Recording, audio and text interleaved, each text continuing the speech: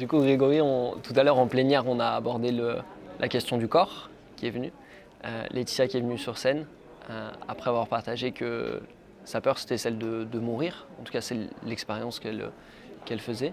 Et elle monte sur scène, il y a tout cet échange que vous avez ensemble. C'est pourquoi finalement tu lui partages tout ça et qu'est-ce qui se passe pour toi à ce moment-là? Là, tu la sens qu'elle est inscrite en toi, dans ce corps, et que, comme tu l'as dit, tu sens que c'est le moment. Je te le dis, c'est éminemment inconfortable. Ne t'attends pas à une partie de plaisir. C'est tout à fait normal. Je ne vais pas te dire le contraire, je ne vais pas te raconter un conte de fées. Ce que tu sens, c'est normal et tu vas le sentir encore plus. Pourquoi? Parce que ta vraie volonté, elle est de faire jonction avec ça. C'est une jonction verticale. Tu es totalement OK pour cesser de donner une réponse extérieure à ce que tu sens. Tu es la réponse. Et je te le dis, c'est quoi la réponse? C'est un faisceau de lumière d'une intensité incommensurable qui va à la rencontre de toutes ces parties intimes qui, depuis la nuit des temps, croient être possiblement menacées par quelqu'un ou quelque chose. Il n'y a pas de plus grande réalisation sur Terre que celle-là. C'est tout à fait naturel que tu sentes l'enfer en toi. Parce que le premier des mécanismes que met en branle l'humain, c'est celui de ne pas sentir ça en lui. Ça te demande un courage extraordinaire, mais tu sais que le chemin que tu as emprunté jusqu'à aujourd'hui, il était jalonné pour ça, pour que tu ne puisses pas passer à côté cet engramme, cette imprégnation, que ça soit tellement insupportable de le sentir que tu n'aies pas d'autre choix que d'aller à sa rencontre. Ça te demande un courage extraordinaire. Mais parce que c'est là, ici en surface, c'est parce que tu es tous devant nous, tu as ce courage, tu es ce courage extraordinaire, c'est-à-dire ce cœur qui s'ouvre au-delà de l'ordinaire.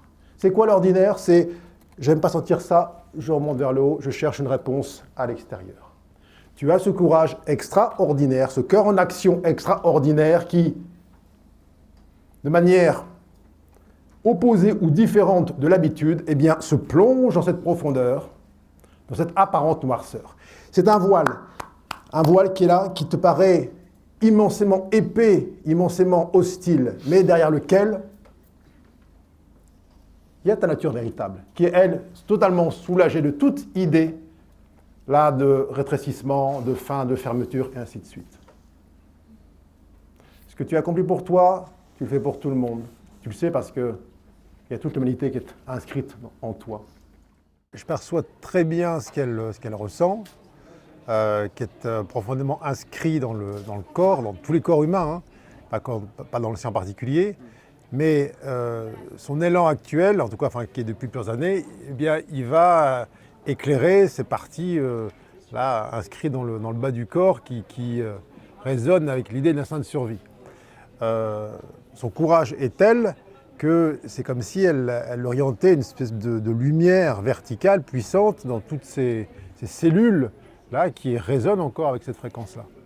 Alors, le réflexe humain, c'est de ne pas vouloir sentir ça, donc de chercher un échappatoire par mille moyens. Vous savez à quel point la tentation de fuir dans une sorte d'anesthésie par les loisirs, par une forme d'extase dans les ça peut être la télévision, ça peut être Internet, ça peut être des sorties, ça peut être la drogue, ça peut être l'alcool, ça peut être même la méditation, où on sort, on essaie de quitter la sensation d'emprisonnement du corps et surtout l'espèce de relent qui émane du fin fond là, du bas du corps et qui nous dit il y a une espèce de chrono à l'intérieur qui nous amène progressivement vers cette échéance programmée par la tête qui est celle de cette fin corporelle. Par rapport à ça, tu partageais hier qu'on n'est pas obligé d'avancer à coups de bâton. On n'est pas obligé de souffrir pour avancer. Et en même temps, ce qui est partagé là, c'est que parfois, il y a une souffrance à embrasser, à aller pleinement éclairer. Comment on fait la différence entre les deux? Alors, quand je dis effectivement qu'on n'est pas obligé de souffrir, c'est qu'on s'inflige par voie de conséquence des souffrances liées au fait qu'on ne veut pas s'entendre. Donc ce qu'on n'entend pas en soi, toutes les parties qui nous appellent au secours en quelque sorte, qui sont déjà là présentes, eh bien c'est comme si on demandait en quelque sorte à l'univers, à la vie, à l'extérieur de venir nous les rappeler. Et donc on assimile bien souvent cette intervention en apparence extérieure à de la souffrance, alors qu'en vérité, c'est simplement une invitation, même si elle est ferme et puis réitérée, une invitation à dire qu'est-ce que tu sens en toi, dans ce corps, et qu'est-ce que tu en fais?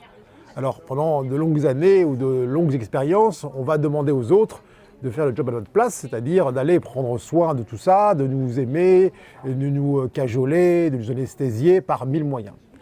Alors, quand on sent un élan en soi, un élan intime, un élan de vérité, qu'on n'écoute pas, quand littéralement on est à côté de soi, on est hors de soi, eh bien, il y a comme une espèce de pression de l'univers qui fait en sorte que eh bien, les chocs deviennent de plus en plus importants pour le remettre dans l'axe. C'est là où effectivement on n'est pas obligé d'attendre d'être percuté par l'univers pour prendre vraiment conscience qu'effectivement on se ment.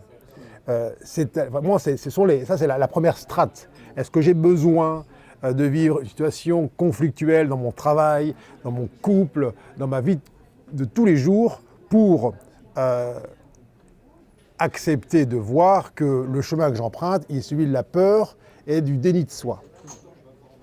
Alors oui, ça semble parfois utile parce que l'humain dit oui, ça m'a servi à, mais est-ce que dès le départ, tu ne savais pas, tu ne sentais pas que c'était littéralement contre ta nature?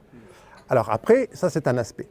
Quand on parle du corps en particulier, on sait que lorsqu'on investit un corps humain à la naissance, il n'est pas vierge de toute empreinte. Il reçoit des imprégnations des parents, grands-parents depuis la nuit des temps, et que dedans, bien évidemment, il y a un stock de croyances liées à l'idée de survivre, de protection, de défense, de manque, de privation et tout ça. Et que ça, bien évidemment, ça va rentrer comme en concurrence avec une conscience plus ou moins vaste, plus ou moins élargie, qui ne cesse de répéter à l'envi, tu es éternité, tu es infini. Alors comment on fait pour faire se joindre ces deux aspects-là? Un corps apparemment mortel qui a peur de l'idée même de la souffrance et de la faim, et une conscience pleine, issue de la source, qui cherche par tous les moyens à s'unir, à descendre avec ce réceptacle qu'est le corps. C'est là où effectivement on ne peut pas s'éviter la rencontre avec ces informations cellulaires, parce qu'elles sont là, et surtout parce qu'on a demandé à les rencontrer. Alors aussi intense soit les premiers instants de cette rencontre, où effectivement il est question d'incarnation, d'accepter le corps dont on dispose, et bien aussi intense soit ces premiers échanges, ils sont conformes à ce qu'on peut littéralement traverser. Alors l'idée de souffrance, elle disparaît lorsque l'on sait que c'est conforme à notre volonté. Il reste quoi? Il reste une douleur, mais pas une souffrance. Pour moi, la souffrance, elle est psychique. Elle est dans le sens où je vis quelque chose contre mon gré. Ça n'enlève pas le symptôme, là, le signal, l'information qui est dans le ventre, ou dans le genou, ou dans l'épaule, ou dans la tête. Simplement, elle n'est plus vue, il n'est plus vu comme contre soi, comme une charge, comme un obstacle, et comme quelque chose qui est non désiré. On sait qu'en vérité, c'est un appel à la rencontre, c'est un appel à l'unité intérieure, c'est un appel à l'union avec tout ce qui en soi eh bien, chante encore une symphonie différente de celle de « je suis la vie éternelle et je cherche à m'en souvenir ». Ce que tu veux dire, c'est que je peux expérimenter une douleur sans souffrir. Oui. Même la plus grande douleur, oui. Sans qu'il y ait de souffrance de ma part qui soit rajoutée à cette douleur. Oui. C'est ça que tu dis. On sait très bien que la conscience n'est pas focalisée sur le signal, eh bien, il y a comme une espèce de capacité à relativiser la douleur. On sait bien que si on se focalise là avec l'idée de ne pas vouloir ça, de résister, ça fait comme intensifier la sensation. Alors, j'aime bien distinguer effectivement la souffrance de la douleur. La souffrance, pour moi, elle est mentale. La douleur, c'est juste une information. Et ensuite, quand je vais la traduire avec le filtre de la peur, ça devient une souffrance, ça dit « je ne veux pas ça, je suis en train de vivre contre mon gré une sensation et je demande à ce que cela s'arrête ». Pourquoi? Parce que je ne me sens pas capable de traverser cette information. J'ai peur que littéralement cela dure dans le temps et j'ai l'impression d'être victime de quelque chose, d'un mal d'une information que je n'ai pas demandée. Alors effectivement, ça veut dire que la douleur peut être en apparence très forte sur une échelle de 1 à 10, mais il n'y a aucune souffrance. Moi, ça m'arrive d'avoir dans mon corps des informations qui peuvent être traduites sous forme de douleur, on va appeler ça une douleur, ça peut être n'importe où, dans la tête, dans le ventre ou que sais-je, mais il n'y a absolument aucune souffrance parce qu'il n'y a rien qui en moi rentre en opposition avec l'information. Je sais que c'est juste un appel d'un endroit du corps, d'un endroit d'un stockage cellulaire qui croit encore à sa mortalité, à l'idée de devoir survivre et qui a besoin d'être réinformé, c'est-à-dire de recevoir une information spirituelle qui correspond à son origine. Et donc c'est toujours une invitation à soit opter pour la voie de la peur, du rejet et du défi, de la défiance plutôt, soit à dire tiens je vais écouter ça, je ne vais pas nier, je ne vais pas chercher à calmer, anesthésier, mais je vais rencontrer cela. Du coup concrètement, quand je ressens une sensation de douleur, comment est-ce que je fais pour ne pas ajouter cette souffrance ? C'est toujours, encore une fois, c'est est-ce que je crois être en train de subir la chose ou est-ce que je sais qu'intimement, au fond de moi, je l'ai demandé. Je ne vais pas le demander intellectuellement, mais je suis en capacité de recevoir ce genre d'informations. Mais c'est la même chose qui se passe dans le corps de ce qui se passe à l'extérieur. On a l'impression que des éléments parfois hors de soi vont être des générateurs de souffrance. La parole de quelqu'un, l'absence de quelqu'un d'autre, voilà, je souffre de ton absence, ou je souffre de ce que tu m'as dit, et ainsi de suite. Mais dès lors qu'on cesse de s'identifier aux événements, qu'on cesse de prendre les choses de manière personnelle, en tant que quelqu'un vivant quelque chose contre son gré, oui, ça n'enlève pas l'information, et puis c'est humainement moins agréable de recevoir des insultes que des compliments. Mais pour autant, on sait que cela a une utilité, laquelle c'est que l'on prenne conscience de toutes les parties en soi qui croient encore en autre chose que la vie éternelle. Alors, je ne dis pas qu'il y a nécessairement une sorte de joie ou de jouissance du fait de sentir une douleur, mais on sait intimement pour quelle raison, quelle est la cause véritable de son apparition.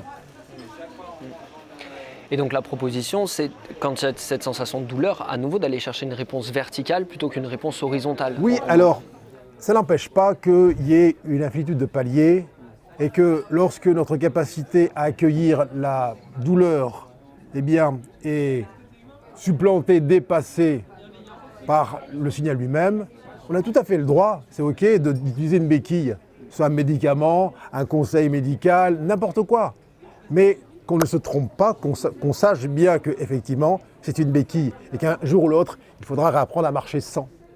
Mais si je crois fermement que sans l'aide d'un complément chimique ou l'aide d'une action médicale particulière, je ne peux pas rencontrer cet espace-là, eh bien, je perpétue le symptôme dans le temps et dans l'espace. Alors, c'est pour ça que ça demande beaucoup de... À la fois, ça peut sembler paradoxal, mais ça demande à la fois de l'intensité, de la vigilance, de la non-complaisance, mais aussi une grande tendresse.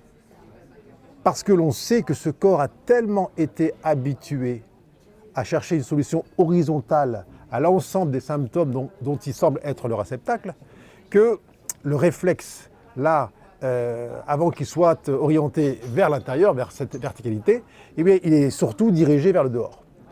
Et que c'est tout à fait humain lorsque, je sais pas, là, une migraine qui semble dévaster l'intérieur du crâne se présente, qu'ayant tout tenté intérieurement pour accueillir la sensation, lorsque ça semble toucher l'insupportable, eh bien, on a tout à fait le droit de prendre un comprimé de tout ce qu'on veut, mais on ne se ment pas. On sait que là, aujourd'hui, je suis allé jusque-là, mais peut-être la prochaine fois, je préviendrai à ouvrir davantage mon cœur et ma conscience pour embrasser cette information. Et à nouveau, c'est pas soit l'un, soit l'autre. C'est l'un et l'autre, c'est toujours l'un et l'autre. Il n'y a jamais d'exclusion, c'est toujours inclusif. L'amour est toujours inclusif. Il n'y a pas de jugement contre quoi que ce soit. C'est jamais dire tiens, telle médecine ne vaut rien, il faut aller dans cette direction-là. Ce sont une infinitude de passerelles qui amènent toujours au même point. Tout est utile. Rien n'est nécessaire, mais tout est utile. Et tu partageais tout à l'heure en plénière que Finalement, chaque être humain qui s'incarne avec un cancer généralisé. C'est cette illusion de la séparation, cette illusion de la mortalité du corps. Oui, cette sensation que ce corps est à protéger des uns, des autres, du chaud, du froid, du manque, et que surtout il y a une espèce d'échéance inéluctable qui se présente au bout du chemin, plus ou moins long, et qui lui dit eh ben, cette machine formidable qui est censée être conçue à l'image du divin va s'arrêter, contre ta volonté, bien évidemment. Alors, on a accepté collectivement cette règle du jeu. On s'est transmise de génération en génération, même si certains, au cours de l'histoire, ont prouvé le contraire. Ont manifesté une forme d'issue qui est infiniment plus élevée que celle de « je mets ce corps sous terre et puis j'en demande à un prochain pour la suite ». Alors si c'est vrai pour un, c'est vrai pour tous, pour le veuille ou non. Même les statistiques ne peuvent pas aller à l'inverse de ce genre de circonstances. Ça ne veut pas dire que pour autant tout le monde doit se sentir appelé dans la voie de la réalisation de cette vérité cellulaire, mais on sait au fond de soi qu'il y a une sorte d'imprégnation dans le corps quand on y est, qui nous dit mais ça ne peut pas être que ça.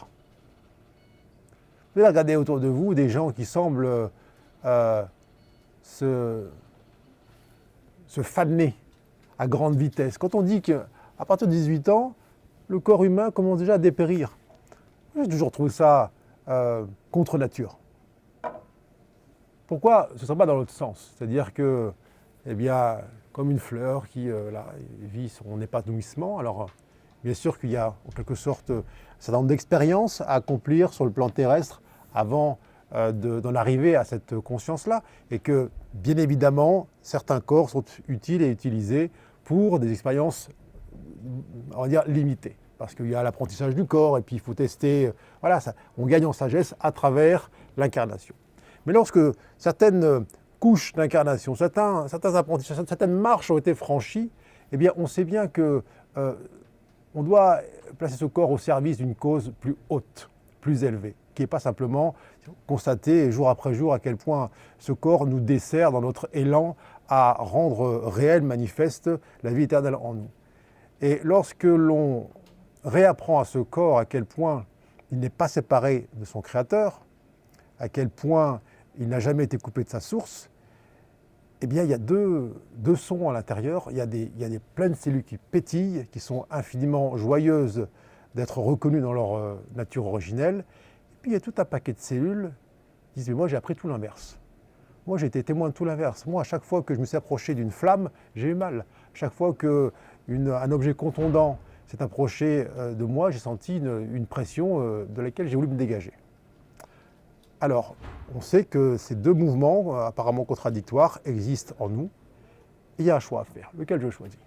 Je choisis de donner raison à celles qui ont peur d'une forme extérieure, quelle que soit la singularité de la forme, ou alors je m'installe avec la plus grande des fermetés sur ce qui me paraît être le plus juste, le plus vrai au fond de moi. C'est une décision. Alors, est-ce que derrière, il y a des conséquences dans le corps? Bien évidemment, puisqu'il y a il y a deux camps qui vont se regarder en opposition. Et alors, la lumière, si je puis dire, en nous ne fait pas d'effort. Elle ne force rien. En revanche, les parties qui croient devoir se défendre d'un trop grand éclairage vont comme se rebeller. C'est ce que nous a partagé ce matin Laetitia, où elle sent cet instinct de survie, c'est-à-dire cette idée de la mort qui va tout ronger, eh bien, qui remonte à la surface. Et elle sait à quel point c'est son rendez-vous, c'est-à-dire qu'elle ne se donne plus le choix de dire oui, c'est une fatalité, effectivement, cette voie du dépérissement, de la putréfaction est inéluctable, et puis j'ai juste à mettre les mains dessus et regarder ailleurs. Ou alors, qui suis-je là-dedans? Est-ce que je suis victime d'une circonstance, d'une condition? Peut-être que je me souviens, à l'arrière-plan, que ma nature n'a jamais été ni contenue dans le temps et dans l'espace, et que je peux informer toute la matière, toute la création de cette information. Je ne dis pas que c'est simple. Je dis que c'est un choix, c'est une décision qu'elle nous engage à chaque instant parce que la route peut paraître longue et on sait à quel point le chemin de distanciation depuis la source a été parcouru par des milliards et des milliards d'êtres humains avant nous, que la tentation de croire à l'inverse est forte, mais si l'on fait silence en soi et qu'on écoute le son de la plus haute fréquence de notre âme, quelque chose nous dit « et si cela était vrai ?» Et si ce que tu as toujours su au fond de toi intimement, eh bien, pour être rendu réel ici et maintenant. Et ça pour toi, c'est pas seulement des paroles, on a déjà eu un peu l'occasion d'en discuter, cette expérience de la douleur et de cette illusion de la mortalité et ces expériences proches de la mort justement, c'est des choses qui ont été des jalons sur ton parcours, qui sont encore présents. Oui, c'est-à-dire que j'ai beaucoup effectivement vécu d'expériences qu'on dit être proche de la mort ou où le corps est mis en situation d'être touché, a priori, amoindri, blessé, etc. J'ai aussi plusieurs expériences où j'ai mis en défaut le pronostic médical, c'est-à-dire que j'ai été touché à la colonne vertébrale, on m'a prédit une paralysie d'une jambe, j'ai un problème, une explosion à l'oreille qui était censée me rendre sourd, un problème aux yeux, ainsi de suite. Et à chaque fois, non pas que j'ai jugé le corps médical d'incapacité, mais je ne suis pas rentré en résonance avec leur pronostic. Et alors je ne peux pas faire autrement puisque quand j'étais jeune garçon à 6 ans, mon père avait été percuté par une voiture. Il avait été projeté à 30 mètres de distance et la colonne vertébrale était touchée avec la moelle épinière. Et on lui a pronostiqué un destin de paralytique. Sauf que 6 jours plus tard, il remarchait. Alors, je ne peux pas faire semblant de ne pas le savoir. Donc, si c'était vrai pour lui, forcément, ça a été vrai pour moi. Mais, même si je le savais de manière intellectuelle, la vie va quand même donner des circonstances pour le mettre en pratique. Parce que c'est toujours ça, c'est la mise en pratique. Et encore une fois, si mon corps n'est pas informé de ce que ma conscience a goûté ou a éclairé, c'est bien joli dans une discussion, mais ça ne sert pas à grand-chose. Donc l'idée, effectivement, alors je ne sais pas je me suis mis volontairement en danger ou en situation de refaire des blessures, simplement, j'ai eu beaucoup d'occasions où, étant confronté à un péril immédiat, j'ai pu transcender l'information soit du corps qui disait « on va mourir », où la situation est critique, où la douleur est telle qu'on s'abandonne à la peur que cela continue, que cela perdure, que cela impacte définitivement la machinerie humaine, et j'ai élevé cette appréciation à plus vaste, à plus haut, et j'ai vu, j'ai conçu, j'ai pratiqué la puissance de l'esprit sur la matière corporelle. Alors bien sûr, c'est une infinitude de strates qu'on reconquiert, ça je puis dire, les unes après les autres, par toujours cette même élan, cette même intensité. Et on ne peut pas faire semblant de ne pas savoir. On ne peut pas faire semblant d'oublier que dans des circonstances précédentes, soi-même ou les autres autour de soi, ont prouvé à quel point un diagnostic, aussi pessimiste soit-il, n'était jamais qu'une vision rétrécie de quelque chose de beaucoup plus vaste. Alors si c'est vrai pour une maladie, pour une atteinte qui est censée amener une paralysie, pourquoi ce ne serait pas vrai aussi pour la paralysie en vérité définitive du corps qu'on appelle cette mort physique? Il n'y a aucune raison valable pour que cela ne s'applique pas à l'ensemble du corps. Je ne sais pas de quelle sera la texture, la vibration, la forme, la tessiture d'un corps qui est totalement libéré de cette empreinte de la mortalité, de la putréfaction, mais je sais qu'en vérité, on ne peut pas s'arrêter en cours de chemin et qu'il faut aller jusqu'au bout du processus. Et dans ce que tu partages, il y a cette guérison-là qui est survenue à plusieurs moments, qui pouvait être contre les statistiques, qui pouvait être surprenante pour le corps médical. Mais quand je t'entends parler, il y a vraiment ce côté, finalement, c'est qu'une conséquence, c'est pas ce qu'on recherche. Ce qu'on recherche, c'est pas la guérison. La guérison, c'est une conséquence d'un état, d'une conscience. C'est ça ? Oui, alors, on sait, et c'est tentant, beaucoup d'humains ne cherchent pas vraiment à guérir, mais simplement que le symptôme disparaisse. C'est-à-dire être libéré de l'information qui arrive dans le corps et qui semble désagréable. La La vraie guérison, elle est lorsque on ramène notre conscience à la cause qui a engendré le symptôme et que l'on démasque dans cette cause la fausseté de la croyance. Là, il y a une vraie guérison. C'est que j'arrête de croire, c'est-à-dire que j'arrête d'entretenir en tant qu'être créateur, eh bien j'arrête d'entretenir un système de croyance qui envoie en permanence dans mon corps eh bien, l'information que si ceci, donc cela. Si tel symptôme, voici telle conséquence en bout de chaîne.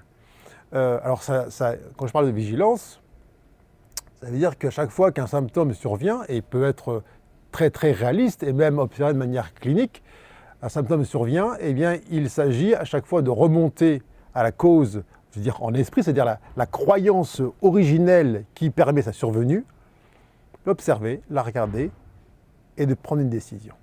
Est-ce que, oui ou non, dans cette circonstance-ci, aussi intense sur la douleur qui se manifeste, je veux continuer à accréditer ce phénomène?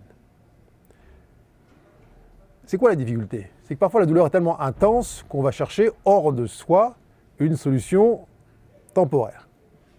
Là, ça nous oblige effectivement à voir la souffrance comme une information, un signal, et que cette information a forcément une source d'émission. C'est toujours une vision erronée, toujours une traduction d'un phénomène, mais depuis un point de vue limité. Alors c'est ça, c'est-à-dire symptôme après symptôme dans ce corps, chaque fois que quelque chose ressemble à un signal qui est annonciateur de ce qu'on appelle la mort, remonter à la cause première, la revisiter en pleine conscience et prendre une décision, acter les choses dans la pratique, dans le corps, dans la cellule, dans la sensation, et dire je vois la fausseté de la croyance que j'ai entretenue, que nous avons collectivement entretenue, mais ce corps est un corps collectif, et puis je décide, parce que nous avons ce libre arbitre, la capacité de choisir entre la peur, le doute, la séparation ou l'amour, la confiance, et bien j'arbitre au profit de ce qui me paraît être le plus aligné sur ma nature originelle. Quelque chose dont tu as beaucoup fait aussi l'expérience, c'est cette fameuse peur de mourir à plusieurs niveaux, mais tu m'avais déjà partagé, par exemple, qu'en zone de guerre, il y a quelque chose qui se fait tout le temps, c'est quand il y a une sortie qui se fait, on prévoit l'itinéraire aller et on prévoit un itinéraire au cas où tu ne reviennes pas. Et donc finalement, tu as vécu avec cette peur-là qui est vraiment... en tout cas, cette illusion-là et cette possibilité-là de nombreux jours, de nombreuses semaines, de nombreux mois dans des zones de guerre. C'est quoi ton retour d'expérience par rapport à ça? Comment tu l'as vécu? Qu'est-ce qui s'est passé pour toi? Déjà, il y a une forme d'acceptation contextuelle et ou conjoncturelle de la fin de l'expérience. C'est-à-dire que cette expérience humaine s'arrête, c'est-à-dire c'est partie des conditions de travail. Après, même si je savais que ça faisait partie des conditions de travail, je n'ai jamais cru un seul instant que cela pouvait survenir. Alors, c'était pas lié à ce que je voyais autour de moi, c'était pas lié au fait qu'on était bien protégé ou pas, c'était une certitude. Ça me disait, ceci n'est qu'une expérience pour que justement tu transcendes cette idée même. C'est une expérience qui te sert à toi, mais sert aussi aux autres, parce que bien évidemment, on n'est jamais seul là-dedans. Il y avait une espèce de ressort en moi, vibratoire, où j'effaçais en quelque sorte dans le décor ces épouvantails habituels qui font que ça stimule en nous la peur de mourir, et donc on va chercher un mode de surprotection qui ne fait en fait qu'attirer à soi la contrepartie de ce qu'on veut, de ce contre quoi on veut lutter. Alors, on peut se poser la question, est-ce que la peur était là? J'ai envie de dire non. Alors, certains diront, dans ce cas-là, il était totalement inconscient et il n'avait pas conscience des risques et de ce qu'il faisait prendre pour les siens et ses hommes, etc. Sauf que j'ai toujours estimé que la peur était très mauvaise conseillère.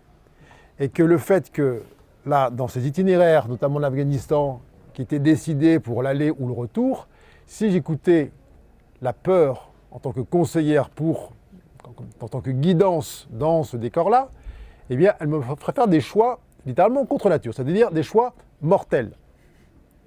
Alors, ce qu'on appelle de l'inconscience en n'ayant pas peur, pour moi, c'est plutôt de la conscience. La conscience fait que je ne peux pas vivre une situation contre mon gré. Donc si je choisis l'intuition, la guidance intérieure, eh bien, il y a pour moi une guidance qui, effectivement, même dans un contexte qui peut être vu comme étant extrêmement hostile et périlleux, eh bien, moi, je ne percevais aucun risque.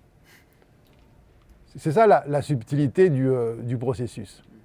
Alors, ça ne veut pas dire que pour autant, ne percevant aucun risque, j'allais volontairement m'engager dans des voies sans issue pour tromper la mort. C'est pas ça du tout.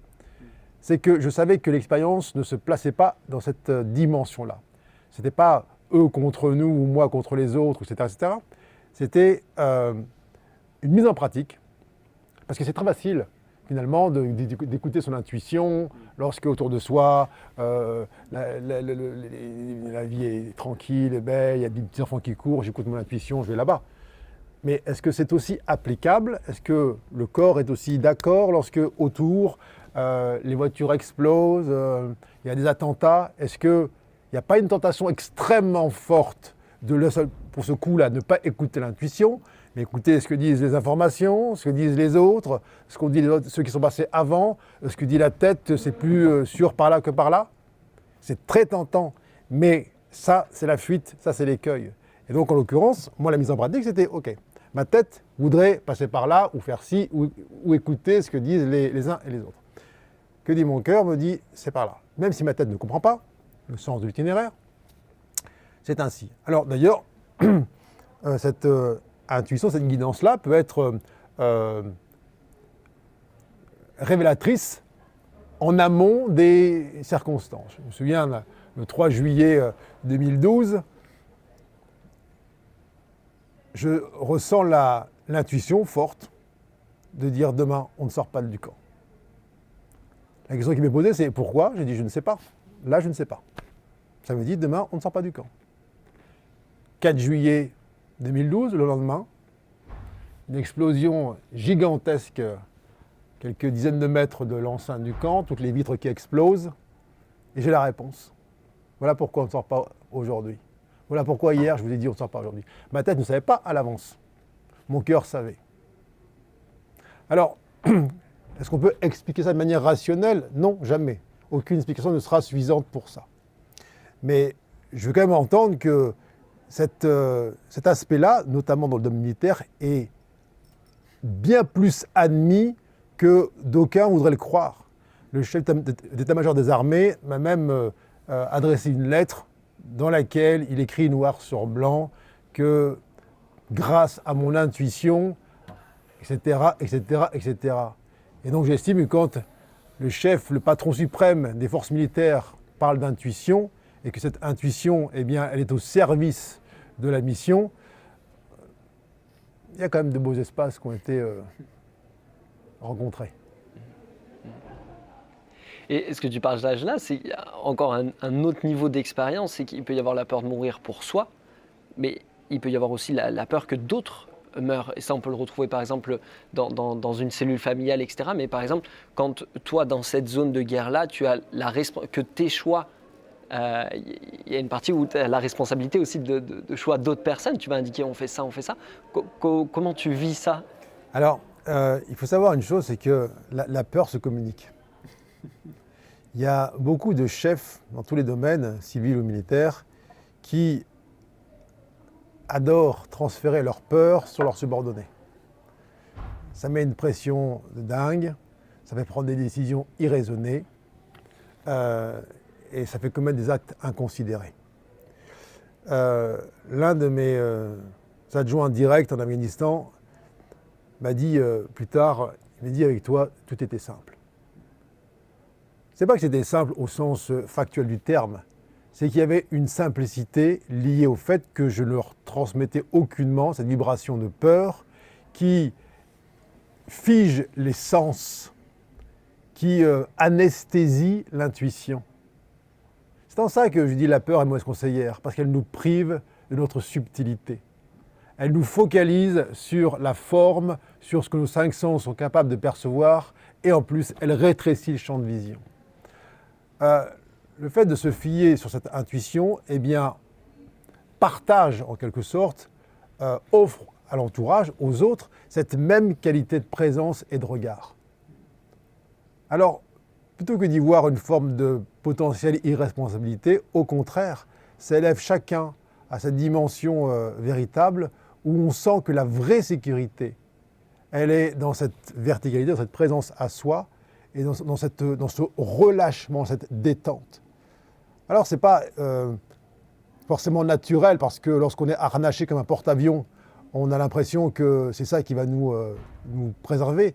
Mais si on donne du crédit à ça, si on croit que grâce à ça, il y a quelque chose qui pourra être évité, on se raconte une histoire. Alors bien sûr qu'on joue la règle du jeu, on ne va pas y aller en short, t-shirt et en tongs.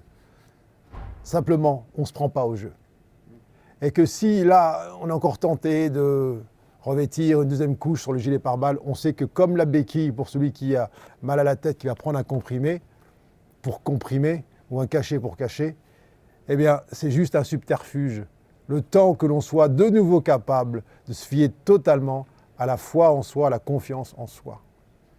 Et cette confiance en soi n'est pas une confiance de surface du personnage comme un barreau d'honneur ou quelque chose qui va tromper la mort, aucunement. C'est une certitude intime à l'arrière-plan de chacune des cellules qui se souvient de notre nature originelle. Et que, quel que soit l'événement, la force de l'événement en face, on sait que, quoi qu'il advienne, c'est nécessairement ce que j'ai demandé à rencontrer.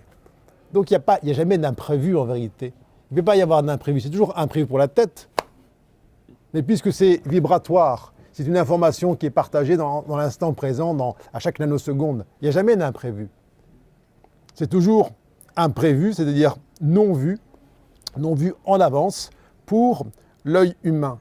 Mais quand on sait que ce monde qui se déploie autour de nous, c'est un monde de conséquences, c'est la projection là, d'un grand scénariste. On sait que c'est déjà le passé. Donc bien évidemment, on n'a pas aucun pouvoir sur ce passé-là.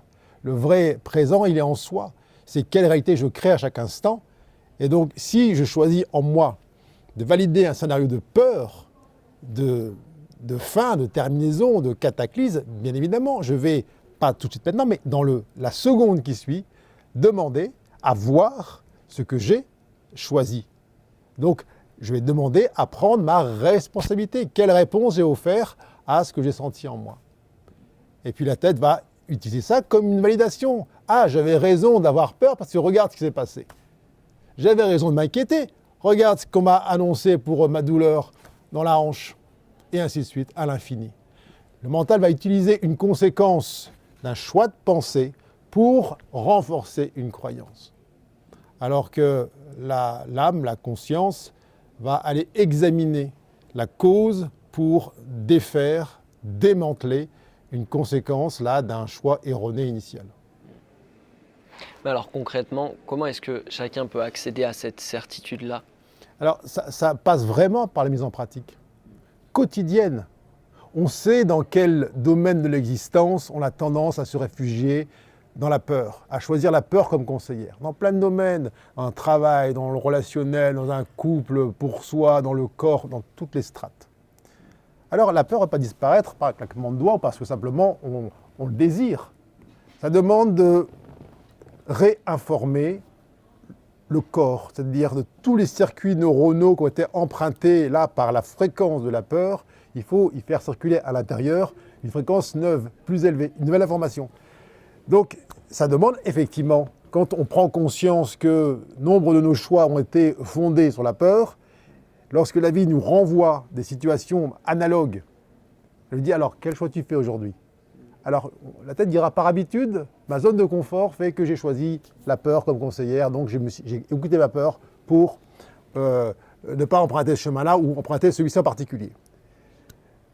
Lorsque cela est vu, eh bien il y a une décision chaque seconde. Quelle décision j'acte là ? C'est-à-dire qu'il faut donner au corps l'expérience réelle d'un acte, d'une action qui, malgré un décor, un scénario identique ou que la tête évalue comme étant source de menace ou potentiellement de mort, offrir une réponse verticale. Que dit mon âme, que dit mon cœur ?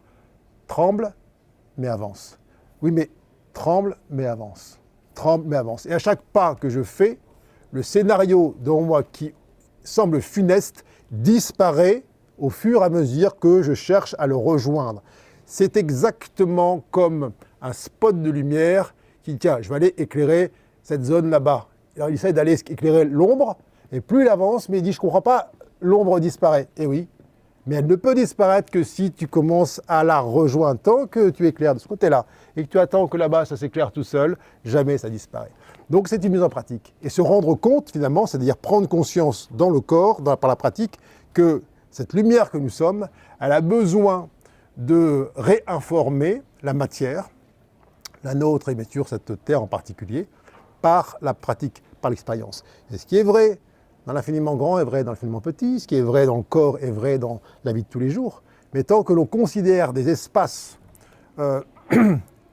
comme étanches à la lumière, c'est-à-dire des zones de danger, des zones de mort, c'est-à-dire là-bas, la lumière ne pénètre pas, eh bien, on les rend réels.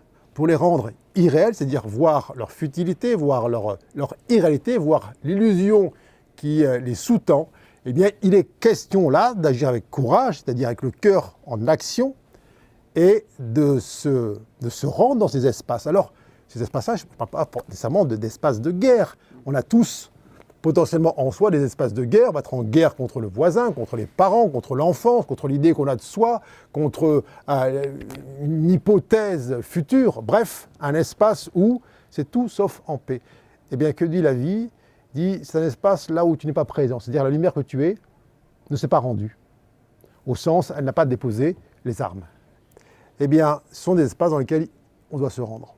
Alors chacun voit midi sa porte, chacun a ses espaces à rejoindre. Et toute forme de fuite nous ramène en vérité au même point. Ce que l'on croit éviter le lundi nous sera montré le mardi avec un peu plus d'intensité. C'est la bonne nouvelle. C'est la bonne nouvelle. On ne peut pas se tromper indéfiniment. Et donc si je comprends bien, il y a cette lumière, ce spot qui avance, c'est un peu cette conscience qui descend dans le corps, qui va venir éclairer des espaces qui avant étaient dans l'ombre. Et quand ils sont éclairés, il y a parfois des sensations qui peuvent émerger de douleur. C'est à ce moment-là que ça rejoint ce qu'on disait au début de notre échange, que ce chemin-là, finalement, c'est d'aller éclairer aussi des espaces de douleur et de réinformer ces espaces. Donc finalement, c'est une boucle sans fin. Et vertueuse. Et vertueuse. Une boucle infinie, mais infiniment vertueuse, pour une fois. Parce que la boucle dans l'autre sens, je n'aime pas, donc je fuis, ne fait que intensifier la sensation et ne fait que renforcer la force qui va finalement nous ramener dans cette création. Parce qu'il ne faut pas oublier que, aussi intense soit la sensation, la perception, elle est toujours totalement adaptée à notre capacité à la traverser. Et encore une fois, l'ensemble des croyances qu'on a initiées, qu'on a engendrées, eh bien, sont de notre responsabilité. C'est nous qui avons donné ce genre de réponse à une stimulation de la vie. Donc, les réponses qu'on a données, c'est à nous de les défaire, si je puis dire. Et lorsque j'ai répondu non à une invitation de la vie, eh bien, la vie va me renvoyer X fois la même invitation jusqu'à ce que je dise oui. Donc, encore une fois, ce n'est pas une question de est-ce que oui ou non, ça va enfin se taire, cette invitation, cet appel, peu importe où ça se trouve. C'est combien de temps, finalement, je vais résister, tenir à ne pas le faire. C'est le rendez-vous. C'est le rendez-vous au sens premier du terme. C'est un rendez-vous avec soi. C'est toujours avec soi, hein, même s'il y a un décor autour qui semble être là participer à ce rendez-vous. Mais c'est vraiment le même rendez-vous que lancent les forces de l'ordre lorsqu'un forcené est retranché dans un bâtiment et qu'il est prêt à tirer sur tout ce qui bouge. Eh bien, les forces de l'ordre lui disent aussi rendez-vous. C'est-à-dire que déposez les armes, vous êtes cerné. Alors, même s'il reste dedans, enfermé pendant une journée, c'est fini. Peu importe le temps que tu vas résister, c'est terminé. Donc c'est ce même rendez-vous, c'est-à-dire que, en vérité, lorsqu'on conçoit que toute lutte est vaine contre quiconque, contre quoi que ce soit à l'intérieur est vaine, eh bien, on n'a qu'un seul élan qui demeure, c'est celui de faire jonction avec tous ces aspects-là, parce que, d'une part, on sait que Notre joie véritable réside dans ce déploiement d'amour en soi et autour de soi. Quand on pense à être joyeux du fait d'avoir en apparence évité les invectives des uns des autres ou éviter une catastrophe qui pouvait se profiler, la vraie joie n'est pas là. La vraie joie est dans le fait d'accueillir l'ensemble des manifestations en soi et autour de soi avec ce même œil magnanime, cet œil qui englobe tout, qui n'exclut rien et qui offre la même qualité d'amour et de présence à toutes les situations. Bien sûr que ça demande infiniment de pratique, parce que ce n'est pas une relation qui se vit dans un salon nécessairement. Ça demande effectivement de communier, c'est-à-dire d'être en union avec l'ensemble de cette humanité. Et on sait à quel point elle est diversifiée. On sait à quel point c'est tentant parfois d'y voir des secteurs qui seraient irréductiblement hostiles à l'amour, à l'unité. Mais est-ce que ce sont eux qui sont irréductiblement hostiles ou c'est nous qui résistons de manière ferme et réitérée à rejoindre par le cœur, par la conscience, ces espaces qui semblent occupés aujourd'hui? Le décalage, il n'est jamais chez eux, il est toujours entre soi et notre capacité à déployer, à vibrer notre fréquence originelle. Ce qui veut dire que l'expérience de la douleur, l'expérience de la mort, finalement prend sa source et nous ramène à l'amour et à la joie. Toujours. Toujours. Magnifique.